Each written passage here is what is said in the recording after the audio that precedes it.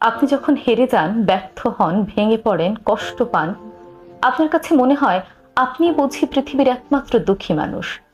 স্রষ্টা আপনাকে এই সকল দুঃখ দিয়ে পৃথিবীতে পাঠিয়েছে। আসলে পৃথিবীতে কারোর সাধ্য নেই আপনাকে দুঃখ দেওয়ার, আপনাকে সুখী করার সাধ্যও কারো নেই। আপনি দুঃখী আছেন আপনার চিন্তার কারণে। এমনকি যিনি সুখে আছেন, তিনিও সুখে আছেন তার চিন্তার কারণে।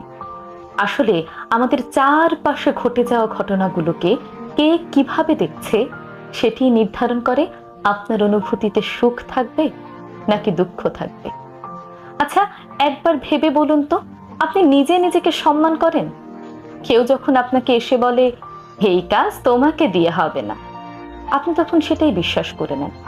আপনি যখন বড় কোনো স্বপ্ন নিয়ে সামনের দিকে এগিয়ে যান, হঠাৎ করে কেউ এসে বলে ছেঁড়া কাঁথায় শুয়ে লাখ টাকার স্বপ্ন দেখো না,